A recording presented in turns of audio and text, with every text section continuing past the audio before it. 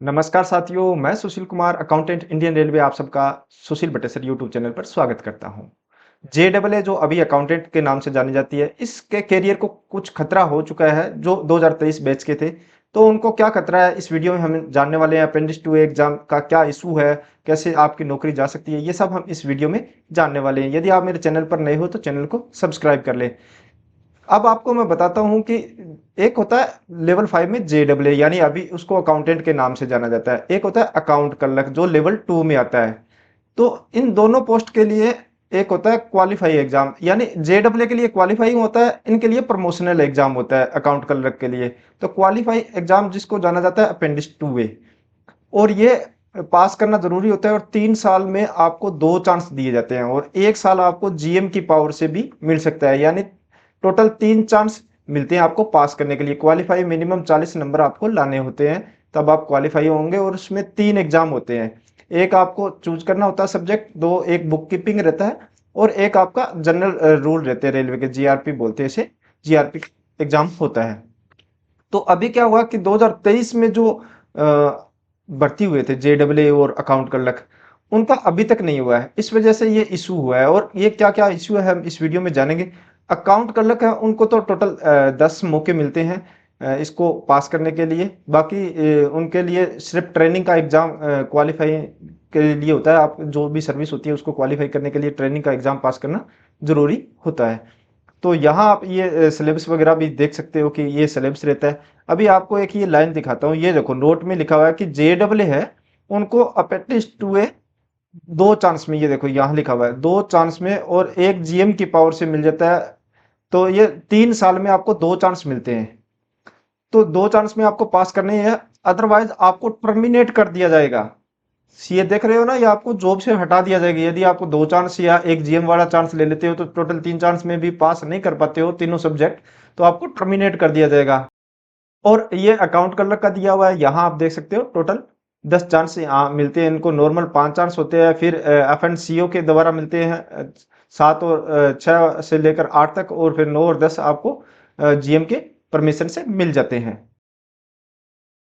और ये जो नीचे नोट है, ये डायरेक्ट रिक्वायरमेंट वालों के लिए है। सीजी वालों के लिए या फिर 5 चांस मिलते हैं जो कंपनसेशन ग्राउंड पे आते हैं। जो डायरेक्ट वाले आते हैं उनको सिर्फ 2 चांस मिलते हैं, और एक जीएम के द्वारा दिया जाता है। इसके लिए कंडीशन एक होती है कि आपकी 6 मंथ की कम से कम सर्विस कंप्लीट होनी चाहिए, और ट्रेनिंग भी आपकी कंप्लीट हो जानी चाहिए। और एक इसमें फायदा ये रहता है कि आप कोई भी 2 एग्जाम या जैसे 3 एग्जाम होते हैं, किसी भी सब्जेक्ट में आप 50% से ऊपर नंबर ले आते हो, तो नेक्स्ट टाइम आपका जो सेकंड टाइम होगा, तो उसमें आपको उस एग्जाम में छूट दी जाएगी। जो आपका रह गया था जिसमें आप फेल हुए, सिर्फ उसी सब्जेक्ट का आपका पेपर होगा। और ये पेपर होता है 80-20 के रेशियो में। 80 आपके ऑब्जेक्टिव टाइप रहते हैं, 20 आपके सब्जेक्टिव टाइप रहते हैं, यानी आपको लिखना होगा, और यहाँ आपको एबीसीडी ऑप्शन मिलने वाले हैं। इसमें नेगेटिव मार्किंग नहीं होती, बस इतना ही इसमें पॉजिटिव है। अभी क्या हुआ कि ये एग्जाम नॉर्दर्न रेलवे में होना था 23, 24 और 25, 3 दिन होना था। अप्रैल को 23, 24, 25 अप्रैल को होना था।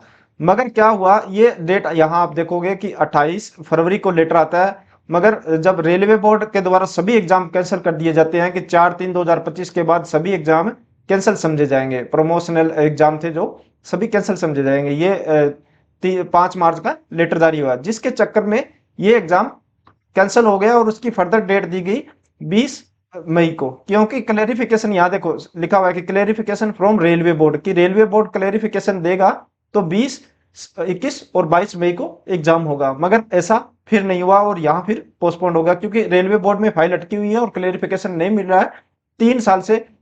बस मानो मार्च में 3 साल हो जाएंगे। कुछ लोगों ने फरवरी में ज्वाइन किया था, तो फरवरी में 3 साल हो जाएंगे ज्वाइनिंग को। फरवरी 2023 की ज्वाइनिंग है, उसकी 2026 फरवरी में 3 साल होने वाले हैं, और 2 चांस के बीच में भी आपको गैप चाहिए।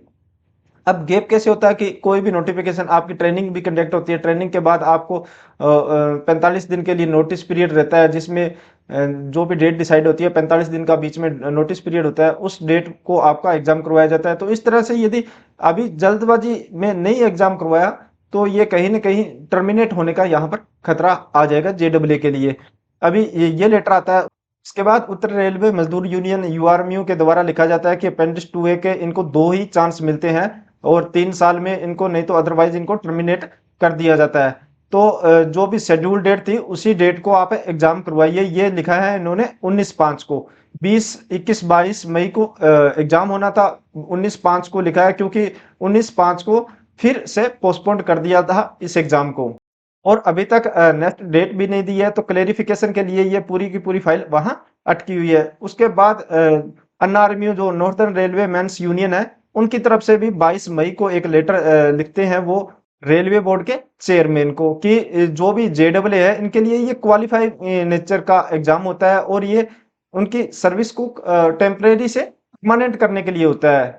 और ये 3 सालों में 2 चांस मिलते हैं, और अभी लगभग जो जेडब्ल्यू जो भर्ती हुए हैं जो फरवरी 2023 में, उनके 3 साल होने को आ गए हैं, लगभग 2 साल 4-5 महीने हो चुके हैं, तो उनके पास बहुत समय कम है। अब इनमें एक नुकसान क्या होता है, जब तक जेडब्ल्यू का अपेंडिक्स 2A पास नहीं होता उसका इंक्रीमेंट नहीं लगता, जो 3% इंक्रीमेंट होता है सालाना वो नहीं लगता, यानी अभी 29,200 ही बेसिक है, इससे ऊपर इंक्रीज बेसिक नहीं हुई है। एक तो ये इनको फाइनेंशियली यहाँ पर हो रहा है, बाकी बाद में एरियर तो पूरा मिल जाता है, जब से आपका एरियर मिलना है, यानी 1 साल के बाद 3% का इंक्रीमेंट लगता है वो मिलेगा, मगर फिलहाल कोई भी इंक्रीमेंट यहाँ नहीं लग रहा है। एक तो ये हो रहा है, दूसरा 3 साल का खतरा मंडरा रहा है, यदि 3 साल में यदि आपके पास नहीं हो तो आपकी नौकरी जा सकती है। एनआरएमयू के जनरल सेक्रेटरी शिव गोपाल मिश्रा की पीएफए के साथ यानी प्रिंसिपल फाइनेंशियल एडवाइजर के साथ भी मीटिंग हुई, उसमें भी कहना है कि ये जो एग्जाम है जेडब्ल्यू के लिए ये होना बहुत जरूरी है, नहीं तो उनको डिस्क्वालीफाई कर दिया जाएगा। और ये एक प्रमोशनल एग्जाम न होकर ये क्वालिफाइंग एग्जामिनेशन है, यानी आपकी जो भी जेडब्ल्यू की सर्विस है उसको क्वालिफाइंग करने के लिए यानी परमानेंट करने के लिए एग्जाम होता है। इसी के बेसिस पे 4200 ग्रेड पे भी मिलता है। प्रमोशनल कम और क्वालिफाइंग नेचर का ज्यादा एग्जाम है, आपको सर्विस के लिए टेम्परेरी से परमानेंट होने के लिए एग्जाम है ये। तो इसको रेलवे बोर्ड न करवाकर जोनल रेलवे ले, क्योंकि पहले जो एग्जाम होते थे वो सभी जोनल रेलवे लेता था, यानी जोनल जितने भी डिवीजन होते थे उनका एक साथ एग्जाम होता था, जोनल रेलवे या जोनल हेडक्वार्टर एग्जाम कंडक्ट करवाता था। अभी यदि आरआरबी भी लेगी तो भी उनको टाइम लगेगा, और टाइम बहुत कम बचा है 3 साल होने को, और कहीं ना कहीं रेलवे के लिए ये एक पेच फंस सकता है। तो यदि आरआरबी क्लेरिफिकेशन दे देती है कि जोनल रेलवे इसको एग्जाम कंडक्ट करवा सकता है, क्योंकि जो 5 मार्च को ये लेटर जारी हुआ था, ये सभी डिविजनल लेवल पे जो एग्जाम हो रहे थे उनके लिए हुआ था, क्योंकि वहां चीटिंग वगैरह ज्यादा हो रही थी, उस चक्कर में उन्होंने सभी एग्जाम कैंसिल किए थे। ये डिवीजन लेवल पे हो रहे थे, जो जोनल रेलवे पे ये पहले से हो रहा है तो शायद इसको क्लेरिफिकेशन दे देनी चाहिए कि आप जोनल रेलवे पे करवा लीजिए। अदरवाइज आरआरबी भी लेता है, तो आरआरबी लेता है तो इसमें स्टूडेंट का नुकसान ये होने वाला है कि आरआरबी एक न्यू पैटर्न ला सकता है, न्यू पैटर्न के आधार पर अपना एग्जाम करवाएगा। तो जो जनरल रेलवे के पैटर्न के आधार पर जो तैयारी कर रहे थे हम, तो उसमें हमें नुकसान हो सकता है थोड़ा बहुत, क्योंकि इसमें पहले 99% कैंडिडेट जो डायरेक्ट आते थे वो पहले चांस में ही पास हो जाते थे। बाई चांस कोई मेडिकल इमरजेंसी या किसी अदर कारण यदि पर्सनल कारण वगैरह से 1% लोग इसमें फेल हो जाते थे कोई 1-2 सब्जेक्ट में, बाकी 99% पास हो जाते थे। यदि आरआरबी लेता है तो शायद ये रेशो थोड़ा देखने को कम मिलेगा, क्योंकि नया पैटर्न होगा, नई एजेंसी कंडक्ट करवाएगी, ऑनलाइन होगा, पहले ये ऑफलाइन होता है। आरआरबी अब क्या रूल लेके आएगी, शायद नेगेटिव मार्किंग के भी रूल लेके आ सकती है। तो ये क्या होगा, ये सब डिपेंड है रेलवे बोर्ड पर कि रेलवे बोर्ड इस पे क्या क्लेरिफिकेशन देता है, और जल्द ही दे देगा, क्योंकि जुलाई में उनको पहला एग्जाम कंडक्ट करवाना ही होगा। अदरवाइज उसके जो 3 चांस मिलते हैं वो 3 चांस 3 साल में कंप्लीट नहीं हो पाएंगे, और इसमें बाद में कोर्ट केस भी बन सकता है, और रेलवे की सीधी सीधी इसमें हार है। तो रेलवे चाहेगा इसको जल्द से जल्द एग्जाम कंडक्ट करवाया जाए। अदरवाइज जो जेडब्ल्यू है वो साथ साथ में वर्क भी कर रहे हैं अपनी सीट पर, और उनको एग्जाम की भी टेंशन है, तो ये थोड़ी बहुत तो नौकरी को खतरे वाली बात हो सकती है। बाकी डायरेक्ट वाले इसको पास कर लेते हैं, ऐसी कोई खतरे वाली बात नहीं है। तो यह वीडियो थी जेडब्ल्यू के जो अपेंडिक्स 2 एग्जाम में इश्यू आ रहा है, क्या इश्यू आ रहा है, कैसे आपकी नौकरी जा सकती है, तो इसके बारे में मैंने पूरा डिटेल में आपको बताने की कोशिश की। अपेंडिक्स 2 एग्जाम का सिलेबस और क्या क्या कितने एग्जाम होते हैं ये भी मैंने इस वीडियो में बताने की कोशिश की है। यह वीडियो आपको कैसी लगी, अच्छी लगी हो तो लाइक करें, दोस्तों के साथ शेयर करें। इसके अलावा आप मुझे टेलीग्राम या इंस्टाग्राम पर भी फॉलो कर सकते हो, जिसका लिंक मैंने डिस्क्रिप्शन में दे दिया है। वीडियो में अभी तक बने हो चैनल को सब्सक्राइब नहीं किया तो चैनल को सब्सक्राइब करें। मिलते हैं नई जानकारी के साथ नई वीडियो में। धन्यवाद।